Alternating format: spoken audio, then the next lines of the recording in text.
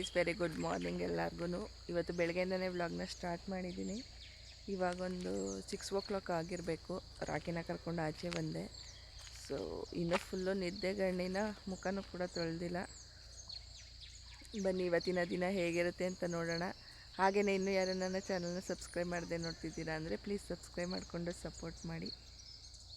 So ಬನ್ನಿ start ಮಾಡೋಣ. सत्य भाव में ಕೋಪವೇನೆ ನನ್ನಲ್ಲಿ. ಇವತ್ತು ನನ್ನ ಜೊತೆಗೆ ನಮ್ಮ ರಾಕಿನೂ ಕೂಡ ನಿಮ್ಗೆ ಗುಡ್ ಮಾರ್ನಿಂಗ್ ಹೇಳ್ತಿದ್ದಾನೆ. ಸೊ ಇನ್ನು ಬೆಳಗ್ಗೆ ಎದ್ದಿದ್ದೆ, ನನ್ನ ಡೈಲಿ ಶುರು ಆಗದೆ ಹೀಗೆ.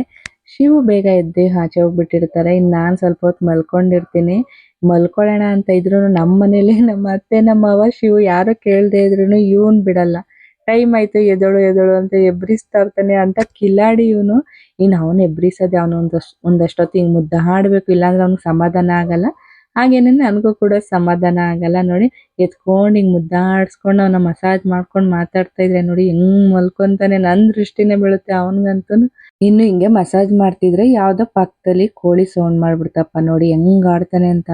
ಅವ್ನಿಗಿಷ್ಟು ಸೌಂಡ್ ಆಗಕ್ಕಿಲ್ಲ. ನೋಡಿ ಎದ್ದು ನೋಡ್ತಾ ಇದ್ದಾನೆ, ಅಯ್ಯೋ ಏನೋ ಬಂದ್ಬಿಡ್ತೇನೋ ನಮ್ಮ ಮನೆಗೆ ಅಂತ. ಕಿಟಕಿ ಪಕ್ಕದಲ್ಲೇನೆ ಸೌಂಡ್ ಮಾಡ್ತಿದ್ದು ಅಲ್ಲೇ ನೋಡ್ತಿದ್ದಾನೆ ಏನ್ ಬಂತು ಅಂತ. ಸುಮಾರು ಜನ ಹೇಳ್ತಾರೆ ಈ ಸಿಡುಚು ಪಪ್ಪಿಗಳು ಕ್ಯೂಟು ಅಷ್ಟೇ, ಅವಕ್ಕೇನು ಅಷ್ಟೊಂದು ಬುದ್ಧಿ ಇರಲ್ಲ ಅಂತೇಳಿ. ಸೊ ಬಟ್ ಇವನು ಇದನ್ನೆಲ್ಲ ಸಿಕ್ಕಾಬಿಟ್ಟೆ ಕಿಲಾಡಿ.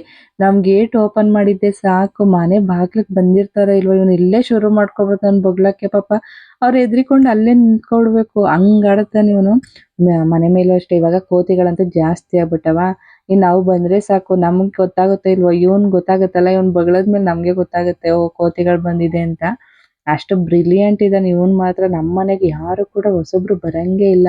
ಫುಲ್ಲು ಸೌಂಡ್ ಮಾಡ್ಕೊಳ್ತಾನೆ. ಹಾಗೇನೆ ಇವನ್ಗೇನ್ ಜಲಸ್ ಗೊತ್ತಾ, ನಾನು ಶಿವ ಇಬ್ರು ಮಾತಾಡ್ಕೊಂಡು ನಿಂತ್ಕೊಳಂಗಿಲ್ಲ. ಯಾವಾಗಾದ್ರೂ ವಿಡಿಯೋ ಮಾಡ್ತೀನಿ ರೀ ಅದನ್ನ, ಫುಲ್ಲು ಬೊಗ್ಲಕ್ ಶುರು ಮಾಡ್ಬಿಡ್ತಾನೆ. ಇವನ್ ಜೊತೆನೆ ಮಾತಾಡ್ಬೇಕು, ನಾವಿಬ್ರು ಯಾರು ಮಾತಾಡ್ಕೊಂಡು ಇರಂಗಿಲ್ಲ. ನಾವಿಬ್ರು ದೂರ ಇದ್ರೆ ಇವನು ಸೈಲೆಂಟ್ ಆಗಿರ್ತಾನೆ. ಅಷ್ಟು ಜಲಸ್ ಇವನ್ಗೆ. ಇನ್ನು ಅವನು ಕೂಡ ಆಚೆ ಕರ್ಕೊಂಡೋಗಿ ಒಂದಷ್ಟೊತ್ತು ವಾಕಿಂಗ್ ನ ಮಾಡ್ಕೊಂಡು ಬಂದೆ. ಆಸ್ ಯೂಸಲ್ ನಾನು ಒಂದು ಲೋಟ ಬಿಸಿ ನೀರು, ಅದ್ರ ಜೊತೆಗೆ ಸ್ವಲ್ಪ ಚಿಯಾ ಸೀಡ್ಸ್ ಮತ್ತೆ ಲೆಮನ್ ಕೂಡ ಹಾಕೊಂಡು ಹಾಗೇನೆ ಬಿಸಿಲು ಕಾಯ್ಕೊಂಡು ಕುಡ್ಕೊಂಡು ನಿಂತಿದ್ದೆ. ಸೊ ಇನ್ನು ಏನ್ ಟಿಫನ್ ಮಾಡೋದು ಅಂತ ಯೋಚನೆ ಮಾಡಿ, ನನ್ಗೆ ನೀರು ಕುಡ್ದಾಗೆಲ್ಲ ಏನ್ ಯೋಚನೆ ಮಾಡ್ತೀನೋ ಇಲ್ವೋ ಗೊತ್ತಿಲ್ಲ, ಇದಂತೂ ಯೋಚನೆ ಇದ್ದೇ ಇರುತ್ತೆ ಏನ್ ಟಿಫನ್ ಮಾಡ್ಲಿ ಅಂತ. ಸೊ ಅದಕ್ಕೆ ಇವತ್ತು ಬೆಳಗ್ಗೆನೆ ಬೇಳೆ ಸಾಂಬಾರ್ ಮಾಡ್ಬೋಣ. ನಾನು ಸಿಂಪಲ್ ಆಗಿ ಅಂತೇಳಿ ಬೇಳೆ ಸಾಂಬಾರ್ನ ರೆಡಿ ಮಾಡ್ಕೊಳ್ತಾ ಇದ್ದೀನಿ. ಸೊ ಬೇಳೆ ಹಾಗೇನೆ ಒಂದು 3 ಟೊಮೊಟೊನ ಹಾಕೊಂಡಿದ್ದೀನಿ. ಇದನ್ನ ಕ್ಲೀನ್ ಆಗಿ ಇವಾಗ ತೊಳೆದಿಟ್ಕೊಂಡು ಚೆನ್ನಾಗಿ ಕೂಗಿಸ್ಕೊಳ್ತೀನಿ. ಅದ್ರ ಜೊತೆಗೆ ನಾನು ಒಂದು ವಿಡಿಯೋದಲ್ಲಿ ಹೇಳಿದ್ನಲ್ಲ ನಮ್ಮ ಮನೆ ಹಲಸಿನ ಹಣ್ಣು ಕುಯ್ತಿದ್ದಾರೆ ಅಂತ. ಸೊ ಹಲಸಿನ ಹಣ್ಣು ಕೊಯ್ದಿದ್ ಬೀಜನ ಯಾಕೆ ವೇಸ್ಟ್ ಮಾಡೋದು ಅಂತೇಳಿ ಹಾಗೇನೆ ತೊಳೆದು ಇಟ್ಕೊಂಡಿದೀವಿ. ಸೊ ಅದನ್ನು ಕೂಡ ಇವಾಗ ಹಾಕಿ ಬೇಳೆ ಸಾಂಬಾರ್ ಮಾಡ್ಕೊಳ್ಳೋಣ ಅಂತ ಅನ್ಕೊಂಡಿದೀನಿ. ಇವಾಗ ಬೇಳೆ ಮತ್ತೆ ಟೊಮೊಟೊನ ಕ್ಲೀನ್ ಆಗಿ ತೊಳ್ಕೊಂಡು ಬಂದು, ಸೊ ಎಷ್ಟು ಬೇಕಾಗುತ್ತೋ ಅಷ್ಟೇ ನೀರನ್ನು ಕೂಡ ಹಾಕೊಳ್ತಾ ಇದ್ದೀನಿ. ಹಾಗೇನೆ ಸ್ವಲ್ಪ ಎಣ್ಣೆನ ಹಾಕೊಳ್ತಾ ಇದ್ದೀನಿ, ಯಾಕಂದ್ರೆ ಬೇಳೆ ಚೆನ್ನಾಗಿ ಬೇಯುತ್ತೆ. ಮೇಲ್ಗಡೆ ನೊರೆ ಕಟ್ಕೊಂಡು ಗಲೀಜ್ ಇರುತ್ತಲ್ಲ, ಆ ರೀತಿ ಎಲ್ಲ ಆಗಲ್ಲ. ಸೊ ಕ್ಲೀನ್ ಆಗಿ ಬೇಗ ಬೇಯ್ಕೊಳ್ಳುತ್ತೆ, ಅದಕ್ಕೋಸ್ಕರ ನಾನು ಈ ರೀತಿ ಹಾಕೊಳ್ತೀನಿ. ಹಾಗೇನೆ ಒಂದ್ ಸ್ವಲ್ಪ ಅರಿಶಿಣದ ಪುಡಿ ಕಲರಿಗಷ್ಟೇ ಹಾಕೊಂಡು ಒಂದು 2 ವಿಸಿಲ್ ಕೂಗಿಸ್ಕೊಂಡ್ರೆ ಸಾಕು. ಈ ಬೆಳೆಗೆ ಬೇಗನೆ ಬೆಂದೋಗುತ್ತೆ. ಸೊ ನಾನು ಸ್ವಲ್ಪ ಸ್ಮ್ಯಾಶ್ ಆಗೋ ತರ ಮಾಡ್ಕೊಳ್ತೀನಿ. ಬಾಯಿಗೆ ಬೇಳೆ ಸಿಕ್ಕಿದ್ರೆ ಅಷ್ಟೊಂದು ಚೆನ್ನಾಗಿರಲ್ಲ, ಅದಕ್ಕೆ 1 2 3 ವಿಸಿಲ್ನ ಕೂಗಿಸ್ಕೊಳ್ತೀನಿ. ಸೊ ಇನ್ನು ಬೇಳೆ ಕೂಗ್ಸಕ್ಕಿಟ್ಟು ನಾನಿದು ಬೇಳೆ ಸಾಂಬಾರ್ಗೆ ತರಕಾರಿ ಏನು ಹಾಕ್ತಿಲ್ಲ, ಯಾಕಂದ್ರೆ ಹಲಸಿನ ಬೀಜನೇ ಜಾಸ್ತಿ ಇದೆ. ಏನು ತರಕಾರಿ ಇದ್ಬಿಟ್ರೆ ಹಲಸಿನ ಬೀಜ ಬಾಯಿಗೆ ಸಿಗಲ್ಲ. ಸೊ ಅದಕ್ಕೇನೆ ನಾನೇನ್ ಮಾಡ್ತಾ ಇದ್ದೀನಿ, ಆಲೂಗೆಡ್ಡೆ ಮತ್ತೆ ಬದನೆಕಾಯಿ ಮತ್ತೆ ಹಲಸಿನ ಬೀಜ ನೋಡಿ ಇದೇನೆ ಇಷ್ಟು ಕ್ಲೀನ್ ಆಗಿ ಬಿಡಿಸಿ ತೊಳೆದಿಟ್ಕೊಂಡಿದೀವಿ. ನಾವು ಹಲಸಿನ ಬೀಜನೂ ಕೂಡ ವೇಸ್ಟ್ ಮಾಡಲ್ಲ ಗೊತ್ತಾ, ಅದನ್ನು ಕೂಡ ಹಾಕೊಂಡು ಸಖತ್ ಟೇಸ್ಟಿ ಆಗಿರೋಂಥ ಬೇಳೆ ಸಾಂಬಾರ್ನ ಮಾಡ್ತೀನಿ. ನಿಮ್ಮ ಮನೇಲಿ ಕೂಡ ಏನಾದ್ರು ಹಲಸಿನ ಇದ್ದು ಬೀಜನೆಲ್ಲ ವೇಸ್ಟ್ ಮಾಡ್ತಿದ್ದೀರಾ ಅಂದ್ರೆ ಬೇಳೆ ಸಾಂಬಾರ್ಗೆ ಹಾಕೊಳ್ಳಿ, ಸಖತ್ತಾಗಿರುತ್ತೆ ಟೇಸ್ಟು. ನಾನ್ ನೆಕ್ಸ್ಟ್ ಈ ರೀತಿ ಬುಟ್ಟಿ ಇಟ್ಕೊಂಡು ತರಕಾರಿ ಮಾರಕ್ ಹೋಗೋಣ ಅಂತ ಅನ್ಕೊಂಡಿದೀನಿ. ನೋಡಿ ಕರೆಕ್ಟಾಗಿ ಸೂಟ್ ಆಗ್ತೀನಿ ಅಲ್ವಾ. ನನ್ನನ್ನು ನಾನೇ ನೋಡ್ಕೋತಿದ್ರೆ ಈ ವಿಡಿಯೋಲಿ ನನಗೆ ನಗು ಬರ್ತಿದೆ. ಸೊ ಇನ್ನು ಅದೆಲ್ಲ ಆಗಿದ್ದೆ, ನಾನಿಲ್ಲಿ ಹಲಸಣ್ಣಿನ ಬೀಜನ ಫ್ರೈ ಮಾಡಕ್ ಇಟ್ಕೊಂಡಿದೀನಿ. ಹಾಗೇನೆ ಒಂದ್ ಸೈಡು ಅನ್ನಕ್ಕೂ ಕೂಡ ಇಟ್ಕೊಂಡಿದೀನಿ. ಸೊ ನಾವು ಜಾಸ್ತಿ ಕುಕ್ಕರಲ್ಲಿ ಮಾಡಕ್ ಹೋಗಲ್ಲ, ಸೊ ಬೇಗ ಆಗುತ್ತೆ, ಹಾಗೇನೆ ಉಡುಡಿಯಾಗ ಆಗುತ್ತೆ ಅಂತ ಹೇಳಿ ಈ ರೀತಿ ಪಾತ್ರೆಲ್ಲೇ ಮಾಡ್ಕೊಳ್ತೀವಿ. ಸೊ ಇನ್ನು ಹಲಸಿನ ಬೀಜನ ಕ್ಲೀನಾಗಿ ಫ್ರೈ ಮಾಡ್ಕೊಳ್ಬೇಕು. ಏನ್ ಫ್ರೈ ಮಾಡ್ಕೊಳ್ಳೋದು ಅಂತ ಅಂದ್ರೆ ಮೇಲ್ಗಡೆ ಇರುವಂತ ಸಿಪ್ಪೆನ ತೆಗಿಯಕ್ಕೆ, ಹಸಿ ಇರೋದ್ರಿಂದ ಸಿಪ್ಪೆ ಹಾಗೆ ಬರಲ್ಲ. ಸೊ ಈ ರೀತಿ ಫ್ರೈ ಮಾಡ್ಕೊಂಡ್ರೆ ಒಳಗಡೆನೂ ಕೂಡ ಫ್ರೈ ಆಗಿ ಸ್ಮೆಲ್ ಇರುತ್ತಲ್ಲ ಅದು ಚೆನ್ನಾಗಿರುತ್ತೆ. ಹಾಗೇನೆ ಮೇಲ್ಗಡೆ ಸಿಪ್ಪೆನೂ ಕೂಡ ನೋಡಿ ಎಷ್ಟು ಚೆನ್ನಾಗಿ ಬರ್ತಿದೆ ಅಂತ. ಹೀಗೆ ಈಸಿಯಾಗಿ ಬಂದ್ಬಿಡುತ್ತೆ. ಸೊ ಇಲ್ಲಾಂದರೆ ಸುಮ್ಮನೆ ಕಷ್ಟಪಡಬೇಕು. ಈ ರೀತಿ ಈಸಿ ಟ್ರಿಕ್ಗಳನ್ನ ಅಡುಗೆ ಮನೆಗಳಲ್ಲಿ ಫಾಲೋ ಮಾಡಿಕೊಂಡ್ರೆ ಬೇಗನೂ ಕೂಡ ಅಡುಗೆ ಆಗುತ್ತೆ. ಸೊ ಇನ್ನು ಅದೆಲ್ಲ ಆಗಿದೆ, ಎಲ್ಲನೂ ಕೂಡ ಕ್ಲೀನಾಗಿ ಬಿಡಿಸಿಟ್ಕೊಂಡಿದ್ದೀನಿ. ಈಗ ಚೆನ್ನಾಗಿ ಜಜ್ಕೊಳ್ತಾ ಇದ್ದೀನಿ. ಹಂಗಂಗೆ ಹಾಕಿದ್ರೆ ಇದರಲ್ಲಿರುವಂಥ ರಸ ಏನಿದೆ ಅದೆಲ್ಲ ಬೇಳೆ ಸಾಂಬಾರ್ಗೆ ಹೋಗಲ್ಲ. ಅದಕ್ಕೇ ಈ ರೀತಿ ಕ್ಲೀನಾಗಿ ಜಜ್ಕೊಂಡ್ರೆ ಹಾಗೆಯೇ ಟೇಸ್ಟ್ಗೂ ಕೂಡ ಚೆನ್ನಾಗಿ ಸಿಗುತ್ತೆ. ಸೊ ಇವಾಗ ನೋಡಿ ಬೇಳೆನೂ ಕೂಡ ಚೆನ್ನಾಗಿ ಬೆಂದಿದೆ. ನಾನು ಮೊದಲೇ ಹೇಳಿದ್ನಲ್ಲ, ನನಗೆ ಬೇಳೆ ಥರ ಇಷ್ಟ ಇದ್ರೆ ಆಗಲ್ಲ. ಅದಕ್ಕೆ ಕ್ಲೀನಾಗಿ ಸ್ಮ್ಯಾಶ್ ಮಾಡ್ಕೊಂಡಿದ್ದೀನಿ. ಈಗ ಕಟ್ ಮಾಡಿಕೊಂಡು ಹಾಗೆಯೇ ತೊಳೆದಿಟ್ಕೊಂಡಿರುವಂಥ ಆಲೂಗಡ್ಡೆ, ಬದನೆಕಾಯಿ, ಜಜ್ಜಿಟ್ಕೊಂಡಿರುವಂಥ ಹಲಸೆಹಣ್ಣಿನ ಬೀಜ ಎಲ್ಲನೂ ಕೂಡ ಹಾಕ್ಕೊಂಡು ಮತ್ತು ಸಾಂಬಾರು ಪುಡಿ ಹಾಗೆಯೇ ಸ್ವಲ್ಪ ಕಾಯಿ ತುರಿನ ಹಾಕ್ಕೊಂಡು ಕ್ಲೀನಾಗಿ ಫ್ರೈ ಮಾಡ್ಕೊಳ್ಬೇಕು.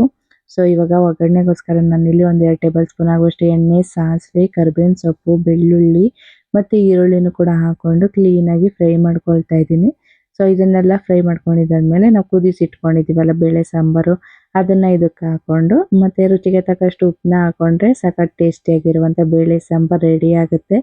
ಸೊ ತುಂಬಾ ಚೆನ್ನಾಗಿತ್ತು. ಇದ್ರ ಜೊತೆಗೆ ನಾನು ಕಾಂಬಿನೇಷನ್ ಆಗಿ ಬೇಳೆ ಸಾಂಬಾರು, ಮುದ್ದೆ ಮತ್ತು ಅನ್ನ ಎರಡನ್ನೂ ಕೂಡ ಮಾಡ್ಕೊಂಡಿದ್ದೆ. ಸೊ ನಮ್ಮ ಮನೇಲೇನು ಬೆಳಗ್ಗೆ ಹೊತ್ತು ರೇರು ಟಿಫನ್ ಎಲ್ಲ ಮಾಡೋದು. ಸೊ ಇವಾಗ ಬೇಸಿಗೆ ಆಗಿರೋದ್ರಿಂದ ಇಲ್ಲಿ ಟಿಫನ್ಗಳು ತಿನ್ನಬೇಕು ಅಂದ್ರೂ ಕೂಡ ಬೇಜಾರಾಗುತ್ತೆ. ಈ ರೀತಿ ಏನಾದರೂ ಅನ್ನ ಸಾಂಬಾರು ತಿನ್ಕೊಂಡು ಮಧ್ಯಾಹ್ನ ಮತ್ತು ಮಜ್ಜಿಗೆನ ತಿನ್ಕೊಂಡ್ರೆ ಸಾಕು ಅನಿಸುತ್ತೆ. ಸೊ ಇನ್ನು ಅದೆಲ್ಲ ಆಗಿದ್ದೆ, ನಾನು ಪಾತ್ರೆ ವಾಶ್ ಮಾಡೋದಿತ್ತು. ಬೆಳಗ್ಗೆನೇ ವಾಶ್ ಮಾಡೋಕ್ಕಾಗಿರಲಿಲ್ಲ. ಸೊ ಅದಕ್ಕೆ ಅಡುಗೆ ಮಾಡಿ ಊಟ ಎಲ್ಲ ಮಾಡ್ಕೊಂಡು ಬಂದು ವಾಶ್ ಮಾಡ್ತಾ ಇದ್ದೀನಿ ಇವತ್ತು. ಹಾಗೇನೆ ಇವತ್ತು ಗುರುರಾಯರ ಜನ್ಮದಿನ. ಸೊ ಮನೇಲೂ ಕೂಡ ಪೂಜೆನ ಮಾಡ್ಕೊಳ್ಬೇಕು. ಸೊ ಬೆಳಗ್ಗೆ ಎಲ್ಲ ಆಗಲ್ಲ, ಅದಕ್ಕೆ ಸಾಯಂಕಾಲ ಮೇಲೆ ಪೂಜೆ ಮಾಡೋಣ ಅಂತ ಅಂದ್ಕೊಂಡಿದ್ದೀನಿ. ಸೊ ಪೂಜೆ ಮಾಡೋದನ್ನ ಕೂಡ ನಾನು ನಿಮ್ಮ ಹತ್ರ ಶೇರ್ ಮಾಡ್ಕೊಳ್ತೀನಿ. ಇನ್ನಂತೂ ಸಿಕ್ಕಾಪಟ್ಟೆ ಬಿಸಿಲು, ಇವಾಗೇ ಇಷ್ಟು ಬಿಸಿಲು, ಇನ್ನೂ ಶುರುವಾಗುತ್ತೆ. ಸೊ ಆಚೆ ಕಡೆ ಕೆಲಸನೇ ಮಾಡೋಕ್ಕಾಗಲ್ಲ. ಬೆಳಗ್ಗೆನೇ ಎದ್ದು ಎಲ್ಲ ಕೆಲಸನೂ ಮುಗಿಸ್ಕೋಬೇಕು ಅಂತ ಅನಿಸುತ್ತೆ. ಬಟ್ ಬೆಳಗ್ಗೆ ಹೊತ್ತು ಇನ್ನು ನಿದ್ದೆ ಮಾಡಬೇಕು ಅಂತ ಅನಿಸುತ್ತೆ. ನಮ್ಮ ಕಷ್ಟ ಯಾರು ಕೇಳ್ತಾರೆ? ಏನೇ ಆದ್ರೂ ನಾವು ಮನೇಲಿ ಕೆಲಸ ಮಾಡೋಕ್ಕೆ ಹೆಂಗೆ ಅಂತೀವಿ, ಅದೇ ನಮ್ಮ ಅಪ್ಪ ಅಮ್ಮಂದಿರೆಲ್ಲ ಬಿಸಿಲಲ್ಲಿ ತೋಟದ ಹತ್ರ ಎಲ್ಲ ಕೆಲಸ ಮಾಡ್ತಾರೆ. ಅವ್ರಿಗೆ ಅಯ್ಯೋ ಬಿಸಿಲು ಅಂತಲೇ ಅನಿಸಲ್ಲ ಅಲ್ವಾ, ನಮಗೋಸ್ಕರನೇ ಅಲ್ವಾ ಅವ್ರು ಅಷ್ಟು ಕೆಲಸ ಮಾಡೋದು. ನನಗಂತೂ ಅದೇ ಫೀಲ್ ಆಗುತ್ತೆ. ನಾವು ಮನೇಲಿದ್ದು ಬರೀ ಹಿಂಗೆ ಒಂದು 5 ನಿಮಿಷ 10 ನಿಮಿಷ ಆಚೆಗಡೆ ಕುಂತ್ಕೊಂಡು ಕೆಲಸ ಮಾಡೋಕ್ಕೆ ಅಯ್ಯೋ ಅಂತ ಅಂತೀವಿ. ನಮ್ಮ ಅಪ್ಪ ಅಮ್ಮ ಅಂತಲೇ ಅಲ್ಲ, ಪ್ರತಿಯೊಬ್ಬ ರೈತರು ಕೂಡ ಮಳೆ ಇರಲಿ ಬಿಸಿಲಿರಲಿ ಹೆಂಗೆ ಆಚೆಗಡೆನೇ ಕೆಲಸ ಮಾಡ್ತಾ ಇರ್ತಾರಲ್ವ. ನಿಜವಾಗ್ಲೂ ಸೆಲ್ಯೂಟ್ ಅವ್ರಿಗಂತೂ.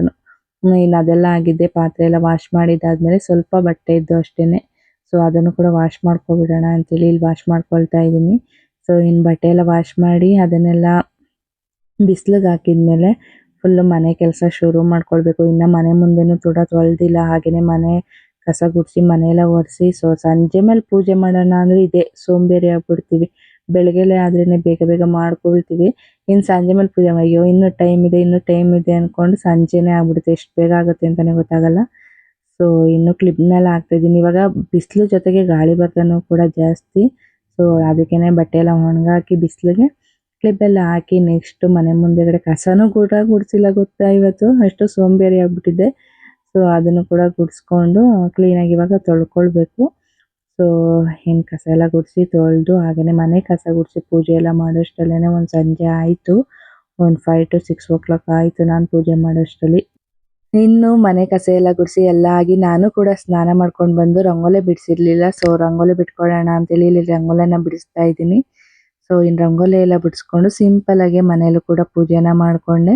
ನಮ್ಮ ಮನೆಯಲ್ಲಿ ರಾಯರು ಫೋಟೋ ಇಲ್ಲ. ಸೊ ನಾನು ಕೂಡ ಮಂತ್ರಾಲಯಕ್ಕೆ ಫಸ್ಟ್ ಟೈಮ್ ಹೋಗಿದ್ದಾಗ ತಗೊಳ್ಳೋಣ ಅಂತ ಅಂದ್ಕೊಂಡೆ. ಸೊ ತಗೊಳ್ಳೋದು ಎಷ್ಟು ಮುಖ್ಯನೋ ಅಷ್ಟೇ ಶ್ರದ್ಧೆ ಭಕ್ತಿಯಿಂದ ಮಾಡೋದು ಕೂಡ ತುಂಬಾ ಮುಖ್ಯ. ಸೊ ಸದ್ಯಕ್ಕೆ ಬೇಡ, ಮುಂದಕ್ಕೆ ಯಾವಾಗಾದರೂ ತಗೊಳ್ಳೋಣ ಅಂತೇಳಿ ಬಂದೆ. ಸೊ ಅದಕ್ಕೆ ನಮ್ಮ ಹತ್ರ ರಾಯರ ಫೋಟೋ ಇಲ್ಲ, ಆದರೆ ತುಳಸಿನೇ ರಾಯರ ಒಂದು ಆಸ್ಥಾನ. ಸೊ ಅದಕ್ಕೇ ತುಳಸಿ ಗಿಡಕ್ಕೆ ಪೂಜೆ ಮಾಡ್ಕೊಳ್ಳೋಣ ಅಂತೇಳಿ ತುಳಸಿ ಗಿಡನೇ ರೆಡಿ ಮಾಡಿ ಪೂಜೆನ ಮಾಡ್ಕೊಳ್ತೀನಿ. ಅದಕ್ಕೂ ಮೊದಲೇ ನಮ್ಮ ಮನೆ ದೇವ್ರಿಗೆ ಪೂಜೆ ಮಾಡ್ಕೊಳ್ಳೋಣ ಅಂತೇಳಿ ಪೂಜೆನ ಮಾಡ್ಕೊಳ್ತಾ ಇದ್ದೀನಿ. ನಾವು ಯಾವುದೇ ಪೂಜೆ ಏನೇ ಮಾಡಿದ್ರು ಕೂಡ ಮೊದಲು ವಿಘ್ನೇಶ್ವರ ಗಣಪತಿಗೆ ಹಾಗೆಯೇ ನಮ್ಮ ಮನೆ ದೇವ್ರನ್ನ ನೆಂದು ನೆಕ್ಸ್ಟು ಬೇರೆ ಪೂಜೆನ ಮಾಡ್ಕೊಳ್ಬೇಕು. ನಾನು ಕೂಡ ದೇವ್ರ ಮನೆಯಲ್ಲೆಲ್ಲ ದೀಪ ಅಂಟಿಸಿ ತುಳಸಿ ಗಿಡನೂ ಕೂಡ ಸಿಂಪಲ್ಲಾಗಿ ರೆಡಿ ಮಾಡಿಕೊಂಡೆ. ಸೊ ರೆಡಿ ಮಾಡಿಕೊಂಡು ಪೂಜೆನೂ ಕೂಡ ಮಾಡ್ಕೊಂಡಿದ್ದೈತೆ. ಯಾಕೋ ಸ್ವೀಟ್ ಕ್ರೇವಿಂಗ್ಸ್ ಆಗ್ತಿತ್ತಾ, ಶಾವಿಗೆ ಪಾಯಸ ಮಾತ್ರ ಮಾಡ್ಕೊಳ್ಳೋಣ ಅಂತೇಳಿ ಇಲ್ಲಿ ಶಾವಿಗೆ ಪಾಯಸಕ್ಕೆಲ್ಲನೂ ಕೂಡ ರೆಡಿ ಮಾಡ್ಕೊಂಡಿದ್ದೀನಿ. ಸೊ ಕ್ವಿಕ್ಕಾಗಿ ಆ ರೆಸಿಪಿನೂ ಕೂಡ ನಾನು ನಿಮ್ಮ ಹತ್ರ ಶೇರ್ ಮಾಡ್ಕೊಳ್ತೀನಿ. ಒಂದು ಕಡಾಯಿಗೆ ನಾನು ಇಲ್ಲಿ 2 ರಿಂದ 3 ಟೇಬಲ್ ಸ್ಪೂನ್ ಆಗುವಷ್ಟು ತುಪ್ಪ ಹಾಗೆಯೇ ಕಟ್ ಮಾಡಿ ಇಟ್ಕೊಂಡಿರುವಂಥ ಗೋಡಂಬಿನ ಹಾಕ್ಕೊಂಡಿದ್ದೀನಿ. ಬಾದಾಮಿ, ಸೊ ನೀವು ಇದರಲ್ಲಿ ಗೋಡಂಬಿನೂ ಕೂಡ ಹಾಕೊಳ್ಬೋದು. ನಾನಿಲ್ಲಿ ಬಾದಾಮಿನ ಹಾಕೊಂಡಿದ್ದೀನಿ, ಗೋಡಂಬಿ ಇಲ್ಲ ಅಂತೇಳಿ. ಹಾಗೆಯೇ ಸ್ವಲ್ಪ ದ್ರಾಕ್ಷಿ ಮತ್ತು ನಿಮ್ಗೆ ಎಷ್ಟು ಕ್ವಾಂಟಿಟಿಲಿ ಬೇಕೋ ಅಷ್ಟು ಶಾವಿಗೆನ ಹಾಕ್ಕೊಳ್ಳಿ. ನಾನಿಲ್ಲಿ 1 ಲೋಟ ಆಗುವಷ್ಟು ಶಾವಿಗೆನ ಹಾಕ್ಕೊಂಡು ಕ್ಲೀನಾಗಿ ನೋಡಿ ಕೆಂಪು ಬಣ್ಣ ಬರೋ ತನಕ ಚೆನ್ನಾಗಿ ಫ್ರೈ ಮಾಡ್ಕೊಳ್ಬೇಕು. ಶಾವಿಗೆ ಎಲ್ಲ ಕ್ಲೀನಾಗಿ ತುಪ್ಪದಲ್ಲಿ ಫ್ರೈ ಆದಮೇಲೆ 1 ಲೋಟ ಹಾಲನ್ನ ಹಾಕ್ಕೊಂಡು ಅದಕ್ಕೇ 1 ಲೋಟ ನೀರನ್ನ ಸೇರಿಸ್ಕೊಳ್ತಾ ಇದ್ದೀನಿ. ಸೊ ಕ್ಲೀನಾಗಿ ಎಲ್ಲನೂ ಕೂಡ ಮಿಕ್ಸ್ ಮಾಡಿಕೊಂಡು ಏಲಕ್ಕಿ ಪುಡಿ ಹಾಕ್ಕೊಂಡಿದ್ದೀನಿ. ಹಾಗೆಯೇ ನಾನು ಇಲ್ಲಿ ಅರ್ಧ ಲೋಟ ಆಗುವಷ್ಟು ಸಕ್ಕರೆನ ಹಾಕ್ಕೊಂಡಿದ್ದೀನಿ. ಸೊ ಸಾಕಾಗುತ್ತೆ, ಅರ್ಧ ಲೋಟನೇ ಹೆವಿ ಸ್ವೀಟ್ ಆಗುತ್ತೆ. ಸೊ ಆರಾಮಾಗಿ ಅರ್ಧ ಲೋಟ ಇಲ್ಲಾಂದರೆ ಇನ್ನೂ ಸ್ವಲ್ಪ ಕಮ್ಮಿನೂ ಕೂಡ ಹಾಕ್ಕೊಳ್ಬೋದು ನೀವು. ನಮ್ಮ ಮನೇಲಿ ಸ್ವಲ್ಪ ಸ್ವೀಟ್ನ ತಿಂತಾರೆ, ಸೊ ಅದಕ್ಕೆ ನಾನಿಲ್ಲಿ ಅರ್ಧ ಲೋಟ ಆಗುವಷ್ಟು ಹಾಕ್ಕೊಂಡು ಕ್ಲೀನಾಗಿ ಬಾಯ್ಲ್ ಮಾಡ್ಕೊಳ್ಬೇಕು. ಶಾವಿಗೆಲ್ಲ ಕ್ಲೀನಾಗಿ ಬೇಯೋ ತನಕ ಈ ರೀತಿ ಬಾಯ್ಲ್ನ ಮಾಡಿಕೊಂಡ್ರೆ ಸಖತ್ ಟೇಸ್ಟಿಯಾಗಿರೋ ಶಾವಿಗೆ ಪಾಯಸ ರೆಡಿ ಆಗುತ್ತೆ. ಅದ್ರ ಜೊತೆಗೆ ಕಾಂಬಿನೇಷನ್ ಆಗಿ ನಾನಿಲ್ಲಿ ಪಕೋಡನ ಕೂಡ ಮಾಡ್ಕೊಳ್ತಾ ಇದ್ದೀನಿ. ಏನಪ್ಪ ಇವತ್ತು ಇಷ್ಟೊಂದು ವೆರೈಟಿ ಊಟ ಅನ್ಬೋದು, ಬಟ್ ನನಗೇನು ಗೊತ್ತಾ, ಅಡುಗೆ ವಿಷಯದಲ್ಲಿ ಏನಾದ್ರು ತಿನ್ನಬೇಕು ಅನ್ಸಿದ್ರೆ ನಾನು ಮಾಡ್ಕೊಬಿಡ್ಬೇಕು. ಅಡುಗೆ ಮಾಡೋದ್ರಲ್ಲಿ ಮಾತ್ರ ನಾನು ಸೋಂಬೇರಿ ಅಲ್ಲಪ್ಪ. ಬೇಕಾದ್ರೆ ಎಷ್ಟು ವೆರೈಟಿ ಬೇಕಾದ್ರೂ ಮಾಡ್ತೀನಿ, ಹಾಗೆಯೇ ಎಷ್ಟು ಜನಕ್ಕೂ ಕೂಡ ಮಾಡ್ತೀನಿ. ಅಷ್ಟು ಇಷ್ಟ ನನಗೆ ಅಡುಗೆ ಮಾಡೋದು ಅಂದರೆ. ಸೊ ಅದಕ್ಕೆ ಇಲ್ಲಿ ಪಕೋಡನೂ ಕೂಡ ಮಾಡ್ಕೊಳ್ತಾ ಇದ್ದೀನಿ. ಬೇಳೆ ಸಾಂಬಾರು ಇತ್ತು ಬೆಳಗ್ಗೆದು, ಇನ್ನು ಅನ್ನನೂ ಐತೆ, ಇನ್ನು ಮುದ್ದೆ ಒಂದು ಮಾಡ್ಕೊಳ್ಳೋದು ಅಷ್ಟೇ ಅಲ್ವಾ. ಸೊ ಟೈಮ್ ಇತ್ತಲ್ಲ ಮಾಡೋಣ ಅಂತೇಳಿ ಇಲ್ಲಿ ಮಾಡ್ಕೊಳ್ತಾ ಇದ್ದೀನಿ. ಸೊ ತುಂಬಾ ಸಿಂಪಲ್ಲಾಗಿ ಪಕೋಡ ಟೇಸ್ಟ್ ಕೂಡ ತುಂಬಾ ಚೆನ್ನಾಗಿ ಬಂದಿತ್ತು. ಸೊ ನಮ್ಮ ಮನೇಲಿ ಪಕೋಡ ಮಾಡೋಕ್ಕೆ ಏನು ಕಾರಣ ಅಂದರೆ ಕಡಲೆ ಹಿಟ್ಟು ಕಮ್ಮಿ ಇತ್ತು, ಅದಕ್ಕೆ ನಾನು ಬೇಗ ಬೇಗ ಪಕೋಡ ಮಾಡಿಕೊಂಡೆ. ಬಟ್ ಕ್ರಿಸ್ಪಿಯಾಗಿ ಸಖತ್ತಾಗಿತ್ತು. ಬೋಂಡಕ್ಕಿಂತ ನನಗೆ ಪಕೋಡನೇ ಜಾಸ್ತಿ ಇಷ್ಟ ಆಗೋಯ್ತು ಇವತ್ತು, ಅಷ್ಟು ಚೆನ್ನಾಗಿ ಬಂದಿತ್ತು. ಸೊ ನೋಡಿ, ಶಾವಿಗೆ ಪಾಯಸ ಆರಿದ್ಮೇಲೂ ಕೂಡ ಇನ್ನೂ ಹಾಲು ಎಷ್ಟು ಚೆನ್ನಾಗಿ ಬಂದಿದೆ ಅಲ್ವಾ. ಪರ್ಫೆಕ್ಟಾಗಿ ಬಂದಿದೆ. ಟೇಸ್ಟ್ ಕೂಡ ಅಷ್ಟೇ ತುಂಬಾ ಚೆನ್ನಾಗಿ ಬಂದಿತ್ತು. ಸೊ ಇನ್ನು ಅದೆಲ್ಲ ಆಗಿದೆ, ಪಕೋಡಕ್ಕೂ ಕೂಡ ಎಲ್ಲ ಕಲಸಿಟ್ಕೊಂಡಿದ್ದೆ. ಇವಾಗ ಎಣ್ಣೆ ಕಾದಿದೆ ಅಲ್ವಾ ಅಂತ ನೋಡಿ ಎಣ್ಣೆ ಕಾದಿತ್ತು. ಸೊ ಇದಕ್ಕೇನು ಶೇಪ್ಲೆಸ್ಸು, ಹೆಂಗಾದರೂ ಬಿಡ್ಬೋದು. ನಾವು 10th ಇದ್ದಾಗ ಅಮೀಬಾನ ಬಿಡ್ತಿದ್ವಲ್ಲ, ಹಾಗೆ ಪಕೋಡನೂ ಕೂಡ ಹಾಕೊಳ್ಬೋದು. ಅದೇ ಅಲ್ವಾ ನಮಗೆ ಸೈನ್ಸಲ್ಲಿ ಏನು ಚಿತ್ರ ಬಿಡ್ತೀರಾ ಅಂದರೆ ಅಮೀಬಾನ, ಯಾಕಂದರೆ ಅದಕ್ಕೆ ಶೇಪೇ ಇಲ್ಲ. ಯಾವ ಥರ ಬಿಟ್ಟರು ಅದು ಅಮೀಬ ಆಗ್ಬಿಡೋದು. ಹಾಗೇನೆ ನಿಮಗೆ ಬೋಂಡ ಮಾಡೋಕ್ಕೇನಾದರೂ ಕರೆಕ್ಟಾಗಿ ರೌಂಡ್ ಶೇಪಲ್ಲಿ ಬಂದಿಲ್ಲ ಅಂದರೆ ಈ ರೀತಿ ಪಕೋಡ ಮಾಡಿಕೊಟ್ಬಿಡಿ, ಅದರಲ್ಲಿ ಶೇಪೇ ಕೇಳಲ್ಲ ಅವರು. ಸೊ ತುಂಬಾ ಚೆನ್ನಾಗಿತ್ತು. ಇನ್ನು ಇದೆಲ್ಲ ಆಗಿದೆ, ನಾವು ಕೂಡ ಊಟನ ಮಾಡ್ಕೊಂಡ್ವಿ. ಸೊ ಈ ವಿಡಿಯೋನ ಇಲ್ಲಿಗೆ ಎಂಡ್ ಮಾಡ್ತಾ ಇದ್ದೀನಿ. ಈ ವಿಡಿಯೋ ನಿಮಗೂ ಕೂಡ ಇಷ್ಟ ಆಗಿರುತ್ತೆ ಅಂತ ಅನ್ಕೊಂಡಿದ್ದೀನಿ. ವಿಡಿಯೋ ಇಷ್ಟ ಆದರೆ ವಿಡಿಯೋಗೆ ಒಂದು ಲೈಕ್ ಮಾಡಿ, ಹಾಗೆಯೇ ಸಬ್ಸ್ಕ್ರೈಬ್ ಮಾಡಿಕೊಂಡು ಸಪೋರ್ಟ್ ಮಾಡಿ. ನಿಮಗೂ ನಾನು ಸಬ್ಸ್ಕ್ರೈಬ್ ಅಂದು ಬೇಜಾರಾಗಿರ್ಬೋದು, ಬಟ್ ನಾವು ಹೊಸದಾಗಿ ಯೂಟ್ಯೂಬ್ ಸ್ಟಾರ್ಟ್ ಮಾಡಿರೋರಿಗೆ ಸಬ್ಸ್ಕ್ರೈಬರ್ ಅಂತೂ ತುಂಬಾ ಮುಖ್ಯ. ಸೊ ಪ್ಲೀಸ್ ಸಬ್ಸ್ಕ್ರೈಬ್ ಮಾಡಿಕೊಂಡು ವಿಡಿಯೋನ ನೋಡಿ. ಸೊ ಮತ್ತೊಂದು ಬ್ಲಾಗಲ್ಲಿ ಸಿಗ್ತೀನಿ. ಬಾಯ್, ಥ್ಯಾಂಕ್ ಯು. ಮತ್ತೆ ಭೇಟಿಯಾಗೋಣ. ನಮಸ್ಕಾರ.